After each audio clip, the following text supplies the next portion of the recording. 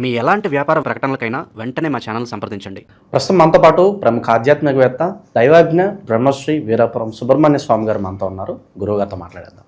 నమస్కారం గురుగారు. శుభాశీస్సులండి.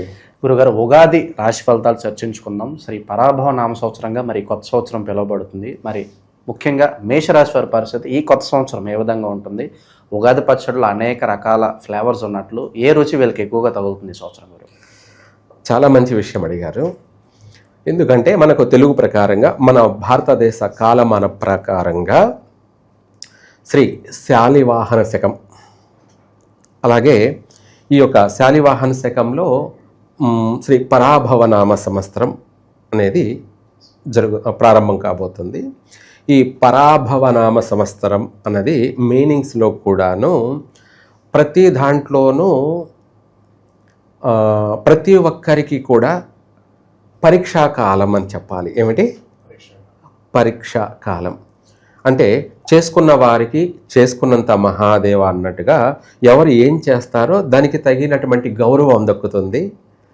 వాళ్ళు చేసిన దాన్ని బట్టి వాళ్లకు పరాభవం కలుగుతుంది. పరాభవం అంటే నిందల పాలు, అపవాదులు, అనేక సమస్యలు. దాన్నే ఒక మాటలో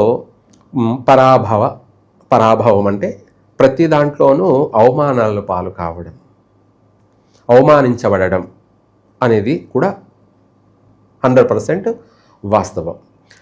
అందుకనేసే ఎక్కువ శాతం చాలామంది యొక్క భవిష్యత్ అంతా కూడా ఈ సంవత్సరంలో పాస్ అవుతారా ఫెయిల్ అవుతారా అనేది నిర్ధారణ చేసేదే, నిర్ణయించేదే ఈ పరాభవనామ సంవత్సరం. ఎవరు పాస్ అవుతారో ఎవరు ఫెయిల్ అవుతారో అనేది డిక్లేర్ చేస్తుంది. చిన్నపిల్లలు చదువుకుంటున్నారు, వాళ్ళు బాగా చక్కగా చదువుపైనే దృష్టి పెట్టి మంచి ఆలోచిస్తుంటే అది పాజిటివ్ అంటారు దాన్ని. అందుకు వాళ్ళకి అది చదివింది గుర్తుంటుంది.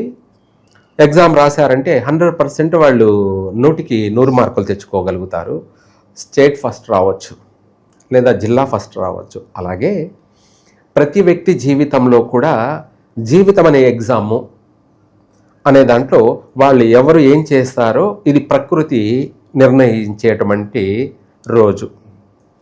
ఒక మాటలో చెప్పాలి అంటే ప్రారంభం, జీవితానికి ఎగ్జామ్ ప్రారంభం. ఇందులో పాస్ అయ్యే వాళ్ళు ఎంతమందో ఫెయిల్ అయ్యే వాళ్ళు ఎంతమంది అనేది కాలం నిర్ణయిస్తుంది. అయితే వాస్తవంగా చెప్పాలంటే ఈ యొక్క పరాభవ నామ సంవత్సరం, అలాగే సంక్రాంతి పురుషుడు యొక్క సంచార ప్రభావం, ఇవన్నీ కూడా పరీక్షా కాలం అనే చెప్పుకోవాలి. అయితే ఇక్కడ ప్రధానంగా సూర్యోదయానికి అమావాస్య తిథి ఉంది. సూర్యోదయానికి అమావాస్య తిథి ఉంది. ఇంకా కూడా తర్వాత సూర్యుడు ఉదయించిన కాసేపటి తర్వాత మనకు పాడ్యమి ప్రారంభమవుతుంది.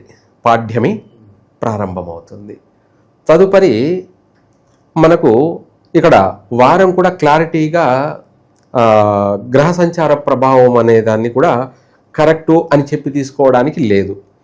ఇంకొక విధంగా చెప్పాలి అంటే పాడ్యమి తిథి తర్వాత మరుసటి రోజు సూర్యోదయం కాకముందే తిథి అయిపోతుంది పాడ్యమి. అందువల్ల గురువారమే పాడ్యమి తిథిని తీసుకోవడం పరిగణలోకి వస్తుంది. కాకపోతే ఇంకా అమావాస్య మనకు 7 వరకు కూడా ఆ సంచార సమయంలో అమావాస్య తిథి ఉంది కాబట్టి ఇక్కడ సందిగ్ధం కూడుకుని ఉంది.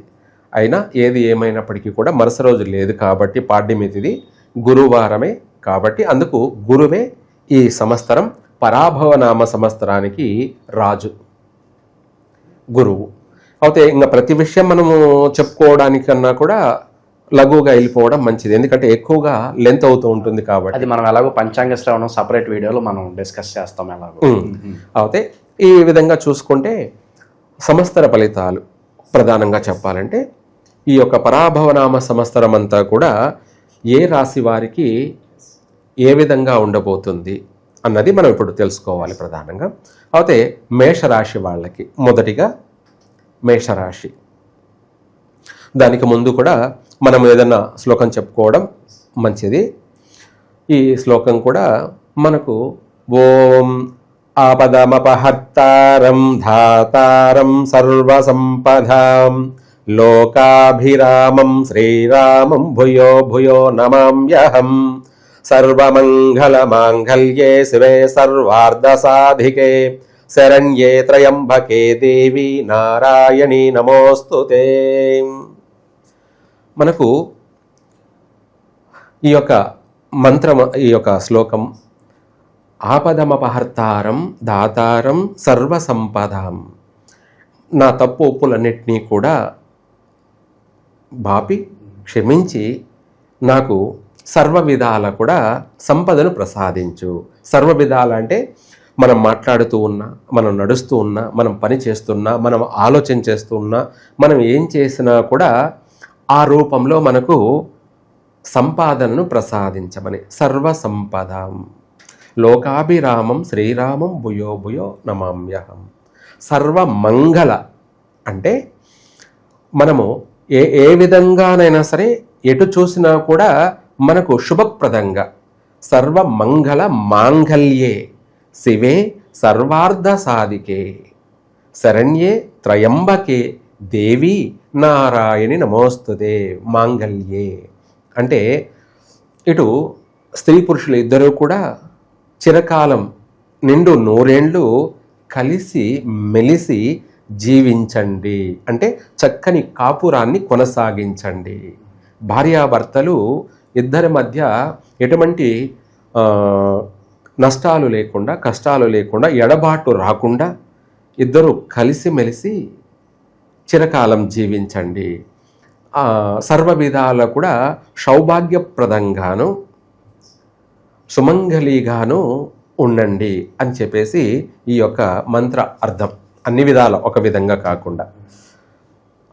అదేవిధంగా ప్రజలు అందరూ కూడా ఏ రాశి వారైనా 12 రాశులలో జన్మించినటువంటి వాళ్ళు ఎవరైనా సరే అందరూ కూడా సర్వ సౌభాగ్యాలతోటి, సర్వ సకల సంపదలతోటి వాళ్ళ యొక్క కోరికలన్నీ కూడా సఫలీకృతం, సక్సెస్ కావాలని చెప్పి మనం కోరుకుంటూ అందరూ సుఖంగా సౌఖ్యంగా ఉండాలని చెప్పేసి నేను ఆ తల్లిని కోరుకుంటూ ఉన్నానన్నమాట. మనము ఆ తల్లిని అంటే అమ్మవారి యొక్క అనుగ్రహాన్ని మనం ఎప్పుడైతే కోరుకుంటామో, అలాగే సర్వే జనా సుఖినో భవంతు అన్నది 100% సత్యం, వాస్తవం. అందరూ బాగుంటే మనం బాగుంటాము. ప్రజలందరూ సుభిక్షంగా ఉన్నారు అంటే నేను సంతోషంగా ఉంటాను. ఇది ప్రతి ఒక్కరూ గుర్తుపెట్టుకోవాల్సినటువంటి ప్రధానమైన విషయం. అలాగే మనకు ఇంకా రాశులలోకి వెళ్ళేటప్పుడు మొదటిగా మేషరాశి వారి ఆదాయ వ్యయాలు అంటే లాభం ఏమిటి, ఖర్చు ఏమిటి, ఇది 100% వాస్తవాలే. ఆ కారణం ఏమిటి అంటే ఆ గ్రహ సంచారాల యొక్క ప్రభావాన్ని బట్టి మనము సంఖ్యా ప్రభావం తీసుకుంటామన్నమాట. ఈ యొక్క సంఖ్యా ప్రభావం అనేది కూడా మనకు ఆదాయం ఈ సంవత్సరం అంతా కూడా ఎలా ఉండబోతుంది అనేది ప్రధానం. ఇక్కడ మనకు ఆదాయం మేషరాశి వాళ్ళకి 11 రూపాయలు ఆదాయం. అలాగే ఖర్చు మనము ఈ సంవత్సరం అంతా కూడా వ్యయం ఖర్చు చేసే దాంట్లో చూసుకుంటే 5 రూపాయలు ఖర్చు, 11 లాభము, 5 ఖర్చు. అంటే 11లో 5 రూపాయలు తీసేస్తే 6 రూపాయలు లాభదాయకంగా కొనసాగుతుంది. ఇది సంఖ్యాశాస్త్రం 6. ఈ 6 అనేది మేషరాశి వాళ్ళకి శుభప్రదము. ఏమిటి? శుభప్రదమైనటువంటి సంఖ్యగా పరిగణలోకి తీసుకుంటాం. 6 అనేది షణ్ముఖుడు అంటే కుజుడు, షణ్ముఖుడు సుబ్రహ్మణ్య స్వామి యొక్క సంఖ్యాశాస్త్రం. ఇది మేషరాశికి కూడా ఆయనే అధిపతి. మేషరాశికి ఆయనే అధిపతి కుజుడు అన్నమాట. మేషరాశికి, వృశ్చిక రాశికి 2 రాశులకి ఈయన అధిపతి. అయితే మేషరాశి వాళ్ళకి ఆదాయ వ్యయాలలో చూసుకుంటే ప్రస్తుతం అయితే ఒడిదుడుకులతో కూడుకొని ఉంది.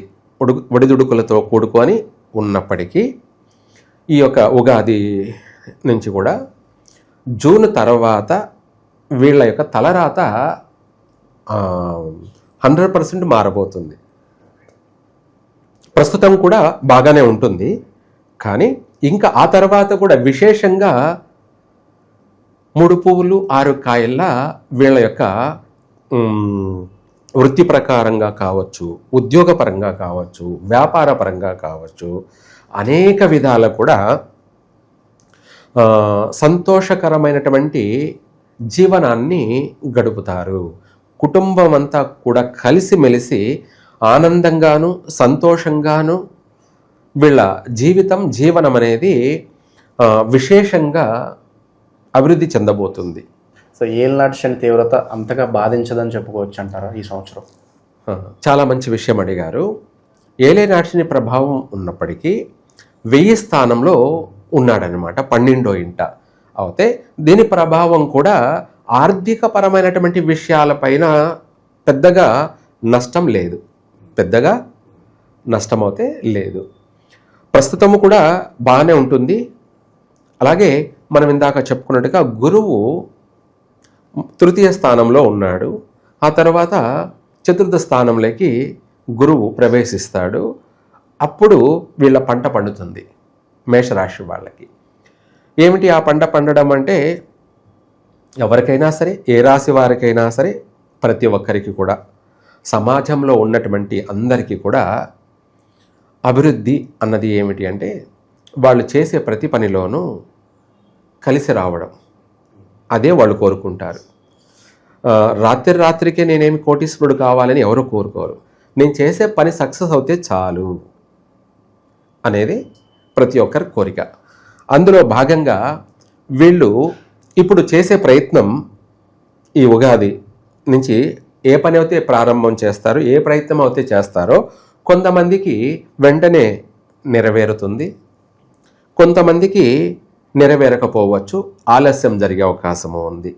ఆ ప్రయత్నాలు ఏదైనా సరే అయితే ఆ ప్రయత్నం చేసి జరగని వాళ్ళు ఉన్నారు కదా, వీళ్ళకి కూడా జూన్ తర్వాత జూలై నుంచి 100% మిగతా వాళ్ళ యొక్క అనుకున్న పనులన్నీ కూడా నెరవేరుతాయి. కొంతమందికి వెంటనే ప్రారంభంలోనే నెరవేరుతుంది, కొంతమందికి ద్వితీయార్థంలో నెరవేరుతుంది. అయితే ఈ యొక్క పనులు ఏమిటి అంటే, ఇంటి కళ నెరవేరుతుంది.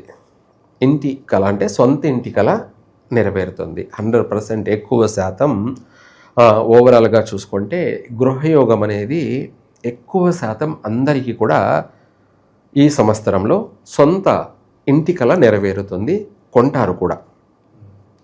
అది వాళ్ళు పూర్తిగా డబ్బులుండి కొంటున్నారా లేకపోతే లేదా అనేది పక్కన పెట్టేస్తే, లేకపోయినా కూడా ఏదో ఒక రకంగా కలిసి రావడము, వాళ్ళ దగ్గర ఉన్నటువంటి కొద్దిపాటి సొమ్ముతోటి మళ్ళీ బ్యాంకు లోనుకు వెళ్ళి, రుణాలకైనా వెళ్ళి లోన్ తీసుకొని ఇంటిని కొంటారు కంపల్సరీగా. ఎందుకు అంటే గృహయోగం అనేది ఉంది కాబట్టి. అలాగే రుణాలు కూడా సక్సెస్ అవుతాయి, బ్యాంకు రుణాలు పుడతాయి, ఇల్లు కొంటారు, గృహప్రవేశం కూడా చేస్తారు తప్పకుండా. ఈ సంవత్సరం మొత్తం మీద ఎక్కువ శాతం మేషరాశి వాళ్ళు గృహయోగాన్ని పొందుతారు. పొందేసి ఆనందంగా సంతోషంగా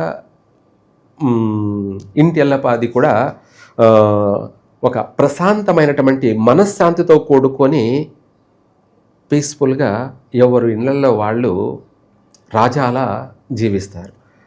ఇంకా మనం చేసిన రుణానికి నెల నెల ఈఎంఐ కట్టుకుంటూ వాళ్ళ యొక్క జీవితానికి సొంత ఇల్లు ఒకటి ఉంది కదా అనే ఒక సాటిస్ఫై అనేది ప్రతి ఒక్కరికి కలుగుతుంది. ఎలాగో ఇప్పుడు మనము నెల నెల రెంట్ అవుతే కట్టాలిగా, మనము అద్దెకున్నాము, ఆ రెంట్ అనేది నెల కళ్ళు మూసుకొని కళ్ళు తెరిచే లోపలే నెల వచ్చేస్తుంది. ఆ నెలాబోదు కంపల్సరిగా ఒక్కరోజు అటు ఇటైనా సరే మనము రెంట్ కట్టాలి. అదే ఈఎంఐ కట్టుకోవచ్చు. ఇంకా కాస్త అంతో ఇంతో ఎగేసుకొని చేతి నుంచి మనము ఈఎంఐ కట్టచ్చు. కట్టామంటే మన ఇంట్లో మనము ధైర్యంగా ఉంటాం. ఇది మన ఇల్లు, మన సొంత ఇల్లు, ఎవరు అడిగేది రేపు లేదు. అదే అద్దెంట్లో ఉంటే అన్నీ వాడు ప్రతిదీ మీకు కూడా కొట్టనేడు, అన్నీ అడగాలి, అన్నీ చేయాలి. మనం ఏం చేస్తున్నా కూడా తొంగి చూస్తూ ఉంటాడు ప్రతిదీ కూడా. మా ఇంట్లో మీరేం చేస్తున్నారని. అలాంటి యొక్క టెన్షన్ అనేది లేకుండా పోతుంది. వీళ్ళు ప్రశాంతంగా ఉంటారు, మనశ్శాంతిగా ఉంటారు అన్ని విధాలు కూడా. ఇదొకటే కాకుండా ఈ యొక్క ఉగాది నుంచి ఆదాయ వ్యయాలు అనేది మనం ఇప్పుడు చర్చించుకుంటున్నాం. ఆదాయ వ్యయాలలో మొత్తం మీద ఓవరాల్గా లాభసాటిగా సంవత్సరం అంతా చూసుకుంటే వీళ్ళు సంపాదన అన్నది సంపాదించిన దానికి కాను ఒక గుర్తింపు అనేది ఇల్లు అని కావచ్చు, లేదంటే వాహన యోగం కూడా కలుగుతుంది. వాహన రూపంలో కావచ్చు, గృహ రూపంలో కావచ్చు, లేదంటే నగల రూపంలో కావచ్చు, లేదా వ్యవసాయ పొలాల రూపంలో కావచ్చు, లేదంటే ఇంకా ఏదైనా కంపెనీలు వ్యాపార సంస్థల రూపంలో కావచ్చు. మొత్తం మీద వీళ్ళకి ఒక ప్రాఫిట్, ఒక ప్రూఫ్ అనేది ఈ సంవత్సరంలో ఎప్పటికీ కూడా జీవితంలో గుర్తుండిపోయేలాగా వాళ్లకు ఒక తీయటి కళ నెరవేరుతుంది. ఇది 100% మేషరాశి వాళ్ళందరికీ కూడా జరిగి తీరుతుంది. ఆ విధంగా మనము సంపాదించింది అక్కడ నిలవ ఉండిపోతుంది. అదే లాభసాటి. 6 రూపాయలు లాభసాటి అన్నది మనకు 1 కోటి రూపాయలు ఇల్లు మినిమం, అది అక్కడ మనకు ప్రూఫ్ అనేది కనపడుతుంది, నిలబడిపోతుంది. అదే మన ఆదాయం, అదే మన లాభము, ఆదాయం రెండు కూడా అదే రూపంలోనే ఇంకా కూడా ఎక్కువగా అధికంగా ఈ యొక్క మేషరాశి వాళ్ళు వివాహ ప్రయత్నాలు వెంటనే కలిసి వచ్చే అవకాశం బాగుంది, అవుతుంది కూడా. రెండవది, ఈ మేషరాశి వాళ్ళకి వివాహ జీవిత భాగస్వామి వల్ల కూడా కలిసే వస్తుంది. అంటే మనం వివాహ ప్రయత్నాలు చేసి వివాహం చేసుకుంటున్నటువంటి మన జీవిత భాగస్వామి, మనకు రాబోయేటువంటి భార్య వల్ల కూడా వీళ్లకు మేషరాశి వాళ్ళకి అధికంగా కలిసి వస్తుంది. ఆమె రావడంతో కలిసి రావడం, లేదంటే ఆమె వచ్చిన తర్వాత అయినా సరే ఆమె అడుగు పెట్టిన వేళ విశేషం, దాన్ని బిడ్డొచ్చిన వేళ గొడ్డొచ్చిన వేళ అన్నట్టుగా ఈ మేషరాశి వాళ్ళ జీవితంలోకి ఒక స్త్రీ రాకతోటి ఈ సంవత్సరం వీళ్ళ జీవితంలో ఆనంద నిలయంగా మారే అవకాశం ఉంది. ఆనంద నిలయం అన్నది 100% సత్యం. ఆ విధంగా వివాహ జీవితం తర్వాత మార్పులు చేర్పులు అనేది వీళ్ళకు విశేషంగా అభివృద్ధి మార్గానికి తోడ్పడుతుంది. ఈ యొక్క ఆదాయం గ్రహస్థితుల యొక్క ప్రభావం వల్ల కూడా, అలాగే సంతాన సౌఖ్యం కూడాను, ఎటువంటి పెద్దగా నష్టాలు అనేది ఏమి ఉండదు. 100% వీళ్లకు పుత్ర సంతాన ప్రాప్తి కూడా అధికంగానే ఉంది మేషరాశి వాళ్ళకి. ఇంకా వాళ్ళ పుట్టినటువంటి సమయాన్ని బట్టి ఏదన్నా ఇబ్బందులు ఆటంకాలు ఎదురుగావచ్చేమో, కానీ ఎక్కువ శాతం మేషరాశి వాళ్ళకి పుత్ర సంతాన యోగం అయితే ఉంది. ఇటు పుత్ర సంతాన భాగ్యము, అటు ఆర్థిక యోగము, అలాగే గృహయోగము, వాహన యోగము, అలాగే అందమైనటువంటి వస్తువులు, అలంకరణ, వాళ్ళ ఒక ఇంటిని అందంగా సుందరంగా మార్చుకునేటువంటి అవకాశం అనేది ఈ సంవత్సరం అన్ని విధాల కూడా యోగమైనటువంటి జాతకులు, అలాగే ఈ యొక్క మేషరాశి వాళ్ళకి సర్వ విధాల కూడా కలిసి వచ్చే అంశాలే అధికంగా కూడా ఉన్నాయి. తదుపరి విద్యార్థులకు కూడా మంచి శుభవార్తలే. చక్కగా మంచి వాళ్ళు పాస్ మార్కులతోటి వాళ్ళు ఉన్నత చదువులకి వెళ్ళడము, అలాగే చదువుల్లో కూడా విదేశాలకు కూడా వెళ్ళి చదువుకునే యోగము, ఇలాంటివి ఎక్కువగా ఉన్నాయి. ఇంకా చెప్పాలి అంటే మనం ప్రతి విషయాల్లో కూడా బాగుంది లేదంటే బాగలేదు అని ఏం చెప్తున్నామనేది పక్కన పెడితే సాఫ్ట్వేర్ జాబు చేసుకునే వాళ్ళందరూ కూడా సమస్యల్లో ఉన్నారు ప్రస్తుతం. ఎప్పటి నుంచి? గత కొన్ని సంవత్సరాల నుంచి సమస్యలతో బాధపడుతూ ఉన్నారు. సాఫ్ట్వేర్ జాబులు చేసేవాళ్ళు, అంటే కంప్యూటర్ సంబంధించినటువంటి జాబులు చేసేవాళ్ళు భయపడుతూ ఉన్నారు. ఎవరు భయపడాల్సిన అవసరమే లేదు. రాబోయేది కంప్యూటర్ యుగం. ఏమిటి రాబోయేది? కంప్యూటర్ యుగం. అంటే ఈ యొక్క సాఫ్ట్వేర్ రంగాల వాళ్ళకి కార్పొరేట్ వేసి అన్ని దేశాలు, ఏ దేశాలు అయితే వద్దు అని అంటున్నాయో ఆ దేశాలన్నీ కూడా భారతదేశంలో ఉన్నటువంటి ప్రజలందరినీ, భారతీయుల అందరినీ కూడా అనేక దేశాలన్నీ కూడా ఆహ్వానిస్తాయి. అనేక దేశాలన్నీ కూడా కార్పొరేట్ వేసి మరీ ఆహ్వానిస్తాయి, పెద్దపీట వేస్తాయి. అంతేకాకుండా చదువుకున్న చదువుకి కాను వృధా కాదు, వీళ్లకు మంచి శాలరీలు, మంచి జీతాలు, మంచి ఉన్నత స్థాయి, ఉన్నత స్థితి, ఉన్నత దేశాలలో స్థిరపడతారు కూడా. భయపడాల్సిన అవసరమే లేదు. ఇంకా సాఫ్ట్వేర్ రంగం పడిపోయింది, ఇంకా లేదు, బ్రతకడం కష్టము అని అనుకుంటున్నారు అంటే పొరపాటే. రాబోయే రోజులు మీవే. రాబోయే రోజులు ఏ రోజైనా ఎప్పుడైనా మీకు రాజయోగమే. సాఫ్ట్వేర్ రంగాల వాళ్ళందరికీ కూడా రాజయోగం. రాను రాను కంప్యూటర్ యుగం అన్నాం కదా, కొత్త కొత్త టెక్నాలజీ తోటి ప్రపంచమంతా కూడా ఒక ఊపే యోగం అనేది స్టార్ట్ కాబోతుంది. అందులో మేషరాశి వాళ్ళకి మరీ ప్రధానంగా ఉంటుంది. ఎందుకంటే మేషరాశి వాళ్ళు అందరూ కూడా ఎక్కువ శాతం మహామేధావులు. మామూలుగా మేధావులు కాదు, మహామేధావులు. దీన్నే మామూలుగా సామెత కూడా ఉంటుంది. చిన్న పాముని, లేదంటే చిన్న చేపని పెద్ద చేప మింగితే, పెద్ద చేపని సొరచేప మింగితే, సొరచేపని త్రిమింగలం మింగితే అన్నట్టుగా, ఒకదాన్ని ఒకటి మింగే అన్నట్టుగా, ఆ విధంగా మేషరాశి వాళ్ళు ఏలు చూపిస్తే చెయ్యే దిగమింగేటువంటి తెలివితేటలు కలిగినటువంటి వాళ్ళు. అంటే మంచి నాలెడ్జీ పర్సన్ అన్నమాట. కాకపోతే టైం ఎక్కువ, తెలివితేటలన్నీ మేషరాశి వాళ్లకు అధికంగా ఉంటాయి. కానీ ఎన్ని తెలివితేటలు ఉన్నా కూడా, అన్నీ ఉన్నాయి అల్లున్నట్లో శని ఉంది అన్న సామెత కింద, ఎన్ని తెలివితేటలున్నా దైవానుగ్రహం వల్లనే ఏదైనా కూడా సాధ్యమవుతుంది. మీకున్న తెలివితేటలకి దైవానుగ్రహం తోడైందనుకోండి, ఇంకా తిరుగులేదన్నమాట. ఇంకా తిరిగే లేదు. అది కావాలి, ముందు అది సంపాదించుకోవాలి మేషరాశి వాళ్ళు. ఆ దైవానుగ్రహాన్ని ఎప్పుడైతే సంపాదిస్తారో అప్పుడు వీళ్ళ తెలివితేటలు అనేది ప్రపంచవ్యాప్తంగా సంపాదిస్తాయి అన్నమాట. వాళ్ళ తెలివితేటలే ప్రపంచానికి ఒక దిక్చూచిలాగా మారే అవకాశం ఉంది. అటువంటి వాటిల్లో మేషరాశి వాళ్ళు ముందుంటారు. మేషరాశి వాళ్ళు ముందుంటారు. రాబోయే రోజులు మేషరాశి వాళ్ళవే. రాబోయే రోజులు మేషరాశి వాళ్ళవే. భయపడాల్సిన అవసరం లేదు, బాధపడాల్సిన అవసరం లేదు. సాఫ్ట్వేర్ రంగానికి మహర్దశ రాజయోగం పట్టబోతుంది.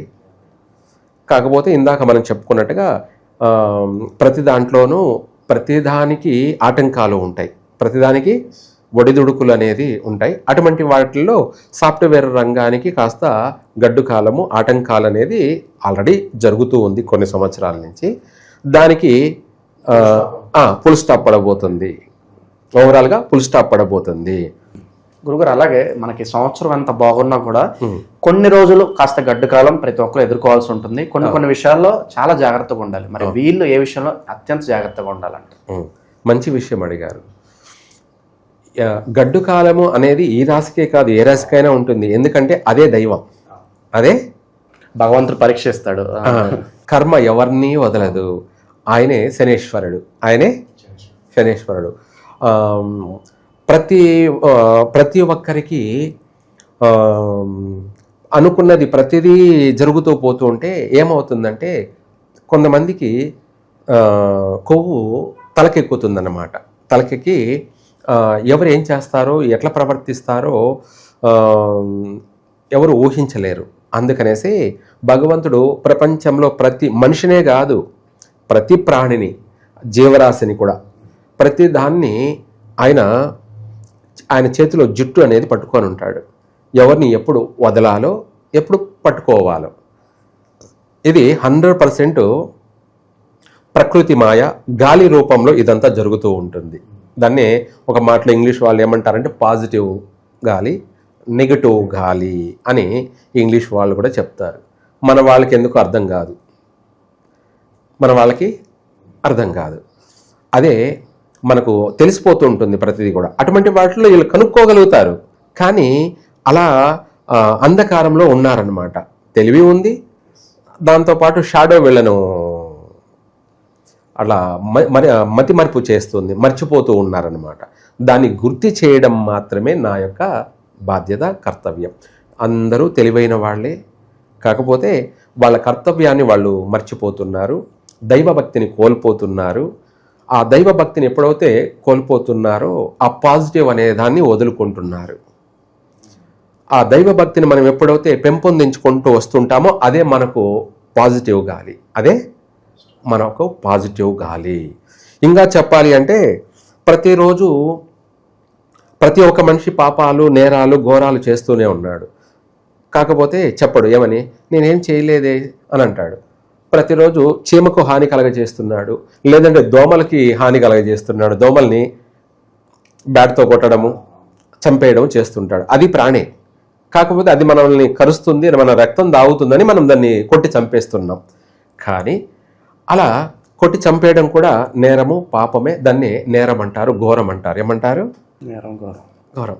అలా మనిషి ఏ రూపంలోనైనా సరే ఏదో ఒక హాని కలగ చేస్తూనే ఉన్నాడు. ఏది ఏమైనా అది మనల్ని కరిచింది అనేది పక్కన పెట్టేస్తే దాన్ని మనం చంపాం. అది మనల్ని కరిచింది, దాన్ని మనం చంపేస్తాం. అది పాపమే కదా. ఏమిటి? చంపడం పాపమేగా. అందువల్ల ఇట్లా, లేదంటే మన కాలు కింద పడి చీమ చనిపోతుంది, అది పాపమే. మనకు తెలియక చేసే పాపాలు అనేది ఇవన్నీ.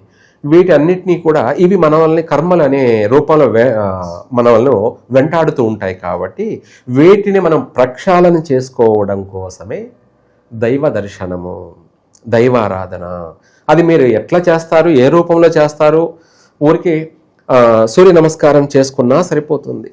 లేదంటే దేవాలయానికి వెళ్ళి పండ్లు, అదే ఫలమో, పత్రమో, పుష్పమో ఏదో ఒకటి భగవంతునికి సమర్పించి మనం అలంకరణ చేసి ఆ రూపాన్ని చూసి మనము మన కళ్ళు ఆనందించడమే మనకు ఒక పాజిటివ్. ఏమిటి? ఆ పూలతోటి, ఆ పళ్ళతోటి స్వామికి అలంకరణ చేసి మన కళ్ళతో చూసి ఆనందించడమే అది అత్యంత పాజిటివ్ అన్నమాట. ఆ పాజిటివే మనకు విశేషమైనటువంటి అభివృద్ధిని కలగచేస్తుంది. ఇది 100%. ప్రతి ఒక్క మనిషి ఎదుగుదల, డెవలప్మెంటు, అభివృద్ధి దేనివల్ల సాధ్యమవుతుంది అంటే అది దైవానుగ్రహం వల్లనే సాధ్యమవుతుంది. మనకు తెలివితేటలు ఉన్నాయి, మనకు శక్తి ఉంది, ప్రపంచమంతా అందరికీ అదే ఉంది. కానీ మరి ఎందుకు కష్టాలు పడుతున్నారు? ఎందుకు బాధలు పడుతున్నారు? ప్రపంచమంతా ఎందుకు బాధలు పడుతుంది? ప్రపంచమంతా ఎందుకు కష్టాలు పడుతుంది? ప్రపంచమంతా ఎన్ని చేసినా ఎందుకు నష్టపోతుంది? అదే మనకు తెలియని రహస్యం, మనకు తెలియని, దాన్ని దైవ రహస్యం అంటారు. ఎందుకు చేస్తున్నాడు అంటే మనిషికి గర్వము, అహంకారము అనే ఉన్మాదం ఎక్కువైపోయినప్పుడు మనము నేరాలు, ఘోరాలు విపరీతంగా కూడా చేసేస్తాం. ఎందుకంటే మన అభివృద్ధి కోసం తప్పు లేదని చేసుకుంటూ పోతుంటాం. అప్పుడే భగవంతుడు ఎంటర్ అవుతాడు. ఆయనే శని. ఇప్పుడు 12వ ఇంట ఉంది, 1000 స్థానంలో ఉన్నాడు. కాబట్టి మనము ఎంత ఆధ్యాత్మిక భావనతోటి, ఎంత దాన ధర్మాలతోనూ, అలాగే దైవ దర్శనాలతోనూ ఎంత నడుచుకుంటూ వెళ్తున్నామో అంతకంటే 10 డెవలప్మెంట్ అనేది కూడా మేషరాశి వాళ్ళకి ఈ యొక్క సంవత్సరం అంతా కూడా స్పష్టంగా కనపడుతుంది. ఆ స్పష్టతే మనిషికి 10 రూపాయలు లాభసాటిలో ఉండడం వల్ల ఇల్లు కొనగలుగుతాడు. అదే ఇంకొక 20 రూపాయలు లాభసాటిలో ఉండడం వల్ల కారు కొంటాడు విలాసవంత జీవితానికి. అలాగే నూతన వస్త్రాలు, వస్తువులు అలంకరణ కోసం, అలాగే తన అలంకరణ కోసం ఆభరణాలు, ఇంటి అలంకరణ కోసం అనేకమైనటువంటి సుందరమైన వస్తువులు, ఇవన్నీ కూడా ఈ సంవత్సరం సేకరిస్తాడు. అవన్నీ మనకు ఆర్థికపరమైనటువంటి అభివృద్ధి. అంతే కదా, మనకు వస్తువు ఉంటే మనం ఏదైనా చేయగలం. రాకపోతే ఏం చేస్తాం? దాన్నే మనకు సామెత కూడా ఉంది, వెంట్రుకలు ఉన్నమ్మ ఎంత జడైనా వేస్తుంది, వెంట్రుకలు లేనమ్మ ఏం జడ వేస్తుంది. అట్లాగే మనకు ఆర్థిక పరంగా ఆదాయం వస్తూ ఉంటే ఇల్లు కొంటాము, కారు కొంటాము, నగలు కొంటాము, స్పైసీ ఫుడ్ కూడా తింటాం. అదే పంచభక్ష పరిమాణాలు. మనకి ఎలాగో ఉగాది, ఇక్కడ షడ్రుచులు ఏమిటి, ఈ షడ్రుచుల్లో ఈ మేషరాశి వాళ్ళకి 100% తీయదనం కనపడుతుంది. ఏమిటి? సో ఈ సంవత్సరం అంతా ఎక్కువగా తీయదనం కనపడుతుంది. అందులో ఏమాత్రం సందేహమే లేదు. మేషరాశి వాళ్ళకి ఈ సంవత్సరం రాజయోగమే. అంటే గృహయోగం, వాహన యోగం, అలాగే ఆభరణాలు, అలాగే కళ్యాణము, అలాగే సంతానము, ఇవన్నీ కూడా రాజయోగం కిందకే వస్తాయి. ఇవన్నీ కూడా రాజయోగం కిందకే వస్తాయి. ఈ రాజయోగం ఎలాగే కొనసాగాలన్నా, ఈ తీపి ఎలాగే తగులుతూ ఉండాలన్నా ఎటువంటి పరిహారాలు ఈ సంవత్సరం మొత్తం చేస్తే బాగుంటుంది అంటారు? మనము ఇందాక చెప్పుకున్నది ప్రతి విషయం వీళ్ళు దైవారాధన చేయాలన్నది. అయితే ఇందులో వీళ్ళు చేయవలసినటువంటి దైవారాధన ఏమిటి? 100% చేయవలసింది సుబ్రహ్మణ్య స్వామిని పూజించాల్సిందే వీళ్ళు. ఎందుకు ఇలా చెప్తున్నానంటే, ఆయనే రుణకారకుడు. ఏమిటి? రుణకారకుడు అంటే కుజుడు అనమాట. ఓం కుజ అరిష్టేతు సంప్రాప్తే కుజ పూజాంచకారయేతు కుజ ధ్యానం ప్రవక్ష్యామి రుణ రోగ పీడోపశాంతి. ఈ యొక్క రుణ బాధలన్నీ కూడా వైదొలిగిపోవాలి. రోగ బాధలు అంటే రోగ పీడిత అవన్నీ కూడా నన్ను పీడించవద్దు, అవి వైదొలిగిపోవాలి. నేను సంపూర్ణ ఆరోగ్యంతో ఉండాలి, నేను సంపూర్ణమైనటువంటి ఆర్థిక అభివృద్ధిలో జీవించాలి అని ఆ యొక్క మంత్ర యొక్క అర్థం. ఆ రాస్యాధిపతి ఆయనే. ఎవరు? కుజుడు. ఆయనే సుబ్రహ్మణ్య స్వామి. అధిదేవత అనొచ్చు, లేదంటే ప్రత్యక్ష దేవత అనొచ్చు, అన్నీ కూడాను. అలాగే అధిదేవత, ప్రత్యక్ష దేవత అంటే మనకు ఇక్కడ ప్రత్యక్షంగాను మనకు పరోక్షంగాను రెండు విధాల కూడా ఈ రాశి వాళ్ళకి, మేషరాశి వాళ్ళకి సుబ్రహ్మణ్య స్వామి పరమావధి. కాబట్టి ఈయనను 100% వీళ్ళు మేషరాశి వాళ్ళు సుబ్రహ్మణ్య స్వామిని ఆరాధించడము, సుబ్రహ్మణ్య స్వామిని పూజించడము, అందులో కూడా ప్రత్యేకంగా స్పెషల్గా ఏదైనా సరే హోమాలు కూడా చేసుకున్నట్టయితే ఆర్థిక పరంగా అప్పుల బాధలన్నీ వైదొలిగిపోయి మళ్ళీ వీళ్ళే 10 మందికి అప్పు ఇచ్చే స్థాయికి ఎదుగుతారు. అంటే వీళ్ళే 10 మందికి సహాయం చేసే స్థాయికి అనేది ఈ సంవత్సరంలోనే చేరుకుంటారు, ఎదుగుతారు కూడా. లేదా అప్పుల బాధలు తీరిపోయినా చాలు, అదే 10,000. ప్రతి ఒక్కరికి అప్పులు లేకున్నా ఉంటే అతనే సంపన్నుడు, అతనే 100% సంపన్నుడు. అప్పులు లేనివాడు రాజయోగి అన్నట్టుగా అన్నిట్లోనూ తను చక్రవర్తే. కాబట్టి వీళ్ళు సుబ్రహ్మణ్య స్వామిని ప్రతిరోజు దర్శనం చేసుకోవచ్చు.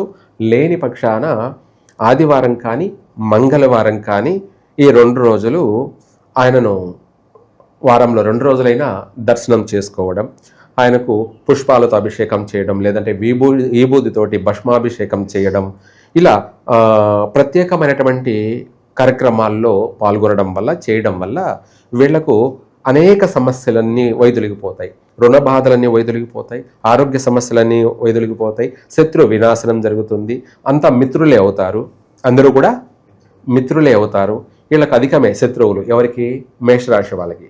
ఆ శత్రువులు కూడా మిత్రులు కాబోతున్నారు. శత్రువులు కూడా ఇది జూన్ నుంచి ఎటువంటి వాళ్ళైనా సరే వీడు శత్రువు, నాకు యాంటీ, ఇతను నాకు పనికిరాడు, వీడు చెడ్డవాడు అని అనుకునేవాడే సహాయపడతాడు. అటువంటి వాడే సహాయపడతాడు. ఇతని అభివృద్ధికి అటువంటి వాడు కూడా సహకరిస్తాడు. ఈ సంవత్సరం వీళ్ళకు శత్రువులే అనేవాళ్ళే లేకుండా పోతారు, అంత మిత్రులే అవుతారు కూడా మేషరాశి వాళ్ళకి. ఆ విధమైనటువంటి యోగం ఉంది. ఇది ఎంత అదృష్టం! మనకు ఇరుగు పొరుగు అంతా శత్రువులు అనుకునే వాళ్ళు కూడా మిత్రులైతే ఆ వచ్చే ఆనందం అంతా ఇంత కాదు, తిరుగులేదన్నమాట మన ఆనందానికి. అట్లా ఈ మేషరాశి వాళ్ళకి ఈ యొక్క పరాభవనామ సంవత్సరం అంతా కూడా విశేషమైనటువంటి యోగమైన జీవితము, ఆర్థిక పరంగాను అభివృద్ధి పరంగాను. అలాగే మనము ఇందాక చెప్పుకున్నట్టుగా ఆర్థిక పరంగా అలాగే ఖర్చు పరంగా రెండు కూడా చూసుకున్నాం. అలాగే ఇక్కడ మనకు గౌరవార్థము అవమానాల విషయం కూడా మనం రాజపూజ్యం అవమానం, అవును, రాజ్యపూజ్యము అవమానాలు అనేది కూడా మనం చూసుకోవాలి.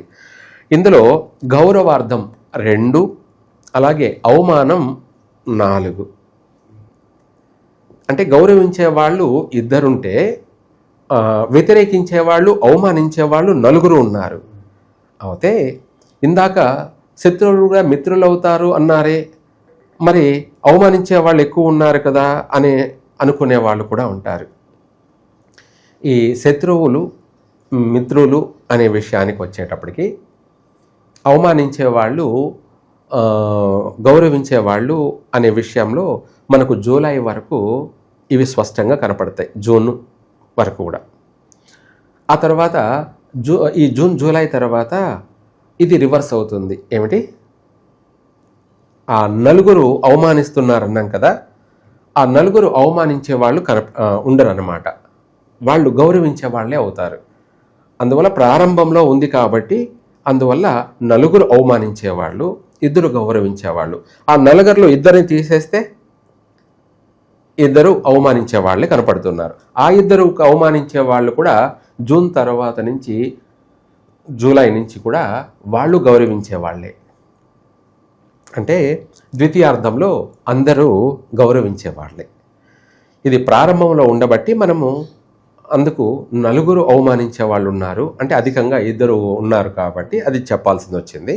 ఆ తర్వాత ఆ 2 కూడా ఉండరు, 4 గౌరవించే వాళ్ళే.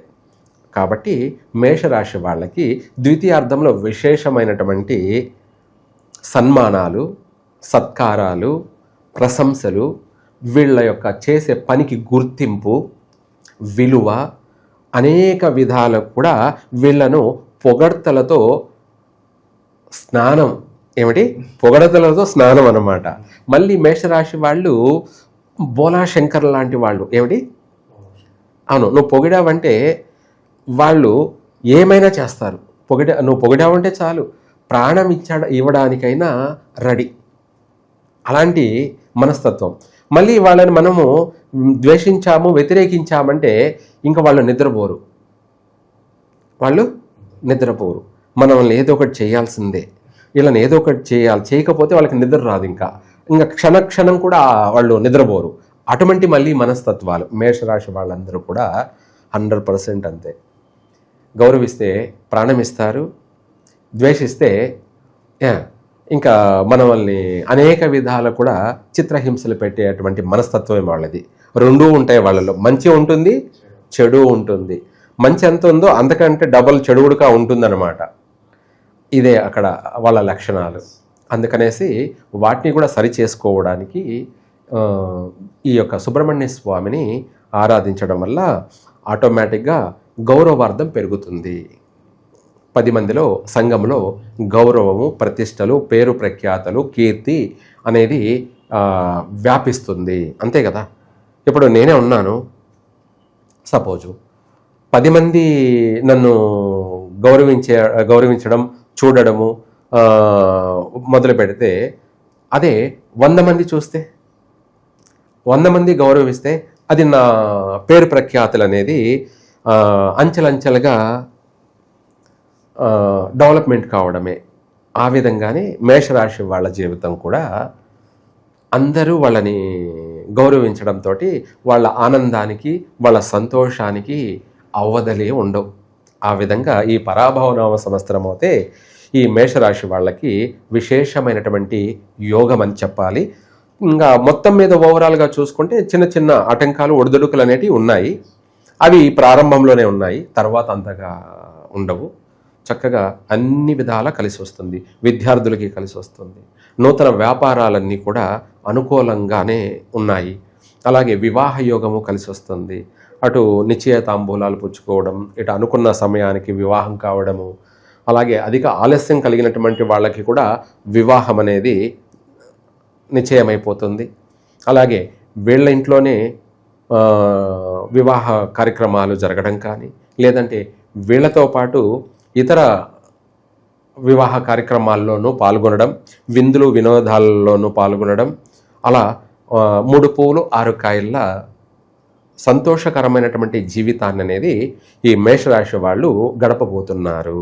మొత్తం మీద ఈ సంవత్సరం ప్రారంభంలో చిన్న ఒడిదుడుకులు ఉన్నప్పటికీ ఓవరాల్గా అధికంగా శుభాలే ఎక్కువగా ఉన్నాయి. అన్నిట్లోనూ అన్ని రంగాలలోనూ మేషరాశి వాళ్ళు స్థిరపడతారు. సో మీరు చెప్పినట్లుగానే మేషరాశి వాళ్ళందరికీ కూడా ఈ సంవత్సరం ఎక్కువగానే తీపే తగలాలి, మంచి ఫలితాలు ఉండాలని చెప్పి మనస్ఫూర్తి కోరుకుందాం గురుగారు. ధన్యవాదాలు. సర్వే జన సుఖినో భవంతు.